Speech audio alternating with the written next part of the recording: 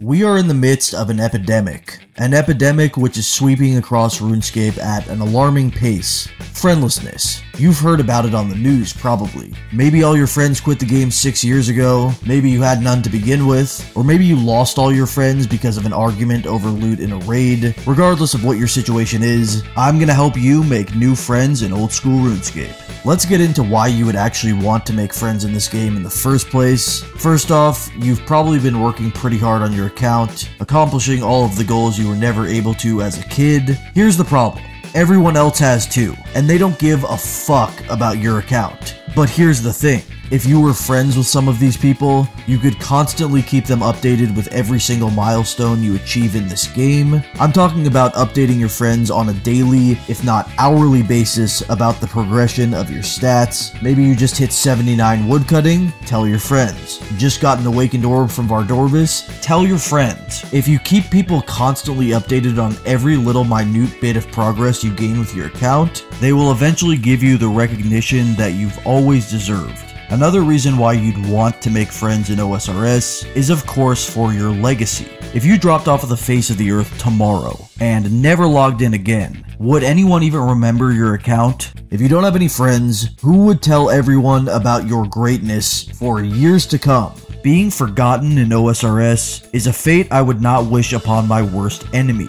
So let's get into the actual process of making friends in OSRS. As far as location goes, the Woodcutting Guild is a great place to start. For some reason, people actually have conversations here. I'd know because sometimes I'll be chopping a redwood AFK and then come back to find that someone has been typing at me for 10 straight minutes. Now, if people think you're a noob, they're not going to want anything to do with you. So this is exactly why you should start any conversation by walking up to someone and listing off all of your achievements in game. You can also lie about achievements that you have on other accounts that don't actually exist. Maybe they'll come back at you and list some achievements of their own. This is where you of course are going to one-up them. The reason you need to constantly one-up everyone when you're making friends is of course because you need to demonstrate to them that you know more than they do and they have a lot to learn from you. You're going to want to get really good at humble bragging. Get this down to a science. Say things like, oh, it took me 3 attempts to get Grandmaster Inferno time. I'm so bad. Or, I only make $600,000 a year IRL. I'm not rich or anything. It's important to phrase things in this way so that people don't think you're arrogant, but they also know that you're just really good at everything that you do.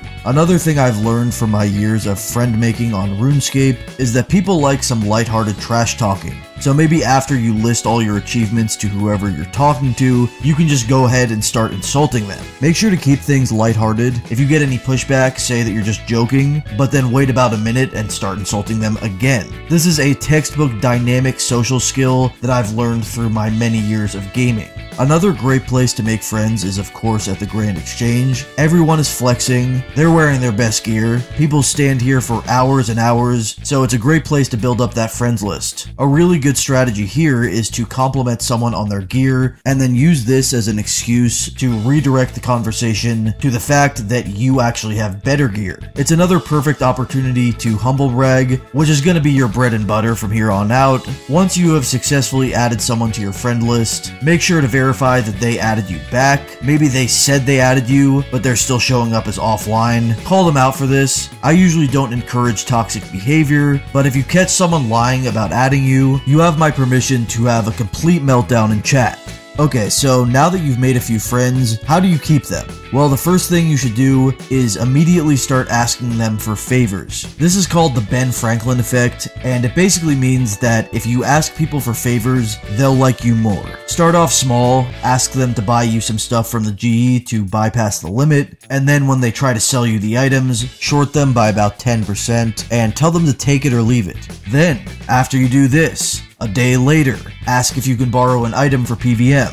Nothing too crazy, maybe a fang for some TOA. At this point you want to go radio silent until they've asked for the item back at least 3 times. Then you're going to want to say that you'll meet them at the GE in 5 minutes, but then take anywhere from 20 to 30 minutes to actually show up. When they open trade, don't give them the item back. Tell them that you had to sell it for some made up reason and offer to pay them the value in gold, but short them again, this time by about 3 or 4 mil, tell them that you'll pay them back once you get paid at your job so you can buy a few bonds, then talk for 20 straight minutes about your personal life, and just don't stop talking until they're forced to make up an excuse to leave the conversation. Finally, you're gonna make your biggest move yet. You're gonna ask them to borrow around 50 mil, as you're supposedly just short of buying a T-bow, and once you get it, you'll be able to earn the money to pay them back in 1 or 2 days tops of bossing. If you're able to pull off this stunt with about 3 to 4 people at a time, it'll be great because you'll have people constantly hitting you up. You now officially have a social circle, and it never felt so good. From here, what you're going to want to do is occasionally pay back small portions of the amount that you owe, and also act like you're doing the guy a huge favor every time you chuck him a few mil, and of course every time you make a payment on your debt. You should also go on another 30-minute rant about your personal life while you're at it.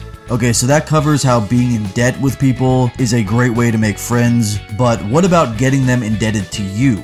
Well, since you've already borrowed a bunch of gold, what you can do is start offering to loan small amounts of money to people who never really asked for it. Just go around the world, ask noobs about their goals in the game, and then toss them a mil or two. From here, you can sink your teeth in, constantly critiquing the way they progress their account. One thing I've noticed is that a lot of new players tend to be intimidated by farming, so a great technique that I've used is high scores checking someone on my friend list every day, and then whenever they log on, ask them why they haven't been keeping up with their tree runs. Maybe their hunter level is low, and then you can start yapping about the importance of birdhouse runs. You could even go as far as to start asking about their bank value on a daily basis, and if it's not increasing fast enough, talk about the importance of herb runs and battle staves. This constant pressure should have the effect of this person trying to live up to your expectations, which is a trademark sign of a true friend. If these noobs get defensive, make sure to remind them that you gave them a few mil, and if they're just gonna ignore your advice, then you want your gold back. You should also make promises to teach these people PvM, but of course never follow through on them. After all,